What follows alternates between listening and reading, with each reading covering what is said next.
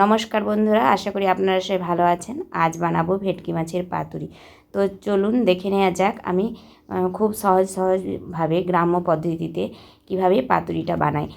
খুবই সহজ পদ্ধতি, আপনারাও চাইলে বাড়িতে এইভাবে একবার ট্রাই করে দেখতে পারেন। দেখুন, এর জন্য আমি এই মাথাটা নেব না, মাথাটা রেখে দেব, আর ওই যে পিসগুলো সেগুলোই নেব, চাকা এবং পেটি ওটাই নেব।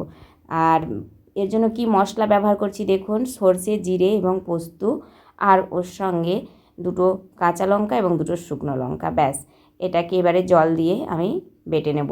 আর এই যে দেখুন কলা পাতা নিয়েছি, কলা পাতাটাকে প্রথমে একটু ভাতের হাঁড়ির যে ভাপ, ওই বাষ্পটার মধ্যে একটু সেঁকে নেব, কারণ কলা পাতার যদি কোনো জার্মস থাকে তাহলে সেগুলো নষ্ট হয়ে যাবে।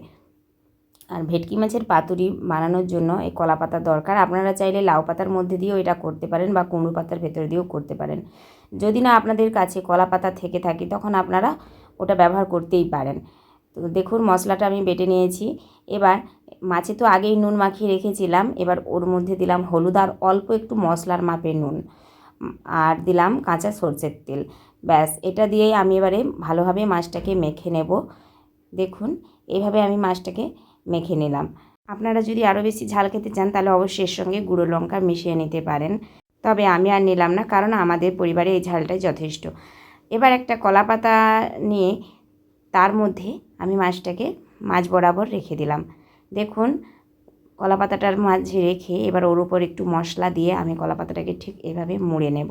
খুবই সহজ পদ্ধতিতে আপনারা এইভাবে করতে পারেন, এর কোনো বিশেষ ঝামেলা নেই। আমি খুব সহজভাবেই আপনাদেরকে রান্নাগুলো দেখানোর চেষ্টা করি যতটা পারি। হ্যাঁ, প্রতিদিন পারি না, কারণ আমার ফোনটা ধরার কেউ নেই, আমাকে এক হাতে করেই ফোনটা নিয়ে রান্নাটা দেখাতে হয়। আমি বাঁ হাতে ফোনটা ধরে রেখে রেখে ডান হাতে কাজ করি, আর এই যে দু হাতে কাজ করছি এই সময়টা আমাকে ফোনটা রাখার খুব ঝামেলা, আমার চাপ। আপনারা আমার ভিডিওগুলো দেখলেই বুঝতে পারবেন যে আমি নিজের হাতেই ফোনটা নিয়ে ভিডিও করি, কাজ করি আর এক হাতে আমার ফোনটা থাকে।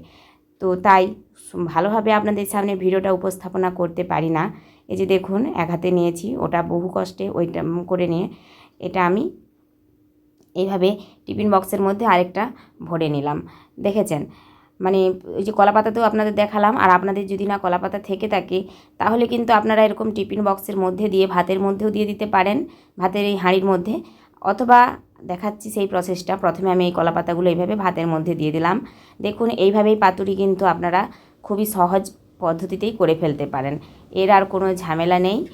আর এটা কিন্তু ভাত যখন নামাবেন আপনি সেই সময়টায় দেবেন, বেশি আগে দেবেন না। আমি এবার ভাতটা নামিয়ে নেব তাই দিয়ে দিলাম। আর টিফিন বক্সটা দেখুন এভাবে কড়ার মধ্যে জল দিয়ে সেই ফুটন্ত জলের উপর আপনি দিয়ে দেবেন। অবশ্যই লক্ষ্য রাখবেন টিফিন বক্সটা যেন অর্ধেকেরও নিচে জলটা থাকে। দেখুন দিয়ে ওই টিফিন কৌটোটা আপনারা 15 মিনিট ফুটিয়ে নেবেন। আর এই যে দেখুন ভাতের মধ্যে এটা দিয়েই ভাতটাকে আমি গড়িয়ে নিয়েছিলাম, তারপর ওটা ভাতের গরমেই কিন্তু হয়ে গিয়েছে।